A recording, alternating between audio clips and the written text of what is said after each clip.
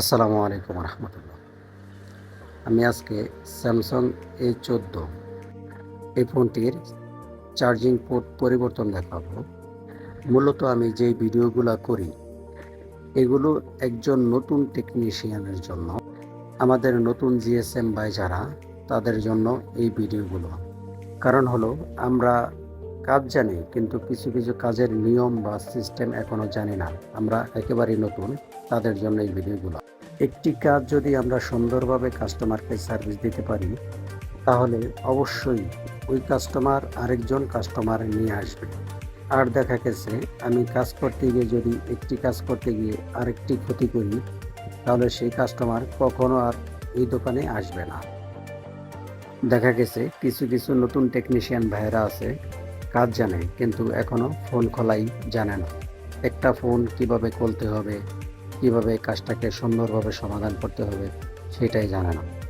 কারণ ভাই, আমি যতই কাজ জানি যদি একটি ফোন সুন্দরভাবে খুলতে না পারি বা একটি চার্জার পিন লাগাইতে গিয়া যদি সুন্দরভাবে সার্ভিস না করতে পারি তাহলে সেক্ষেত্রে আমার কাস্টমার আশাই করা যায় না।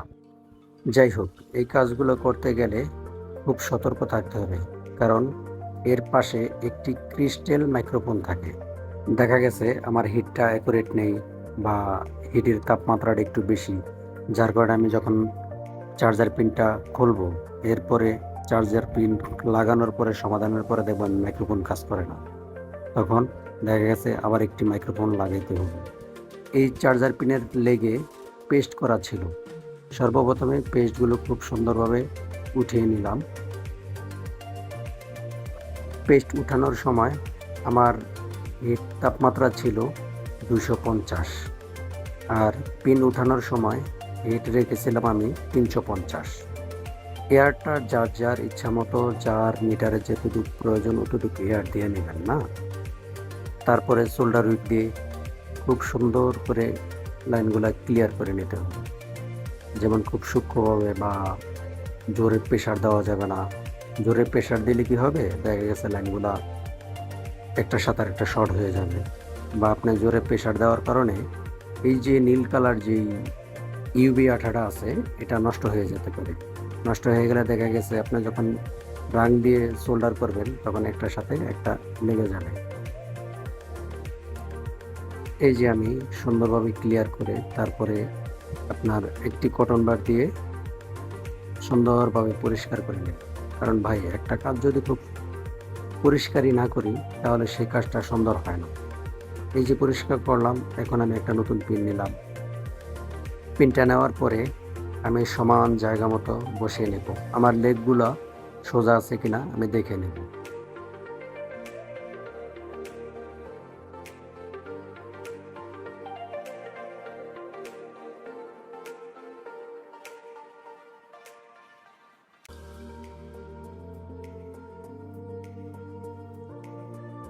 যেহেতু লেগগুলো সমান আছে,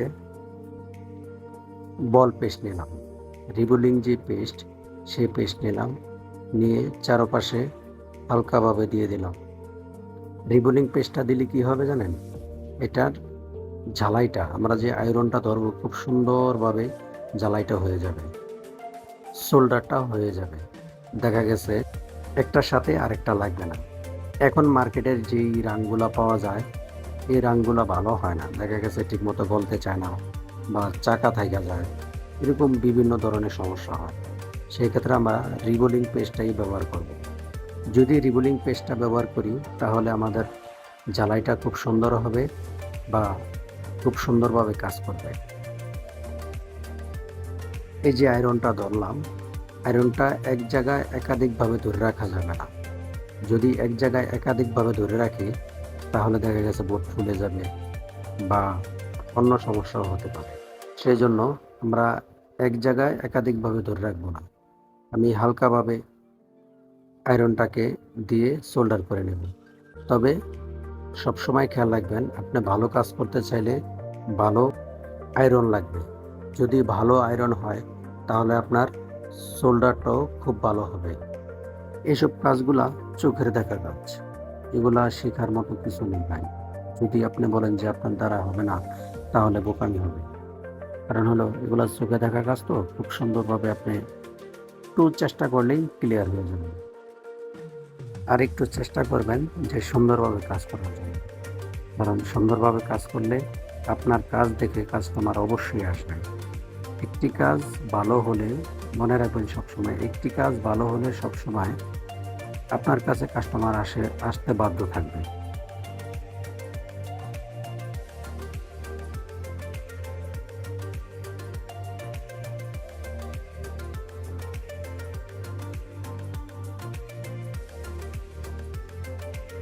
সোল্ডার করা শেষ হলে সুন্দরভাবে ওয়াশ করে নেবেন। তবে ওয়াশ করেন আর যাই করেন, সতর্ক থাকতে হবে আপনার ক্রিস্টাল যে মাইক্রোফোনের একটি ফুটা থাকে এটা যাতে বন্ধ না হয়ে যায়। যদি বন্ধ হয়ে যায় বা পেস্ট দেওয়ার সময় যে পেস্টটা দিই আমরা, এই পেস্টটা যদি এটার ভিতরে ঢুকে তাহলে মাইক্রোফোন কাজ করবে না। অবশ্যই এটা সতর্ক থাকতে হবে বা খেয়াল রাখতে হবে। যদি এইসব দিকে খেয়াল রেখে কাজ করতে পারেন তাহলে অবশ্যই আপনার কাজ সুন্দর হবে, অবশ্যই আপনি সাকসেস হবেন।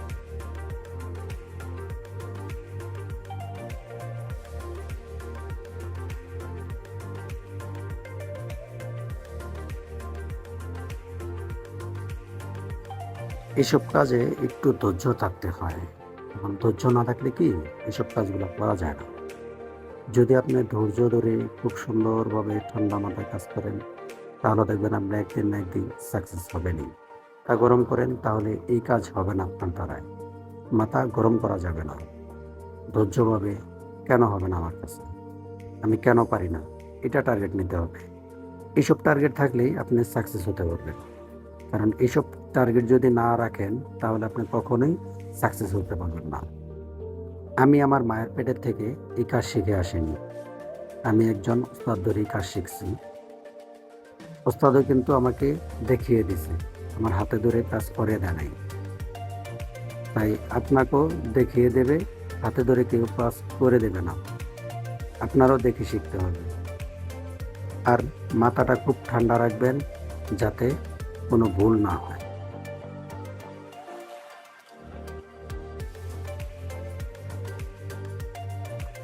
যাই হোক, কথা বলতে বলতে আমার কাজ শেষ পর্যায়ে এসে পড়লো। অনেক কথা বলে ফেললাম। যদি আমাদের কাজগুলো ভালো লাগে তাহলে শেয়ার করে দিন, আরেক ভাইকে দেখার সুযোগ করে দিন, যাতে নতুন ভাইয়েরা শিখতে পারে। আমাদের এই চ্যানেলে নতুন নতুন কাজ বা সব ধরনের কাজ আপলোড করা হবে। সাথে থাকবেন, সঙ্গে থাকবেন। আল্লাহ হাফেজ, সবাই ভালো থাকবেন।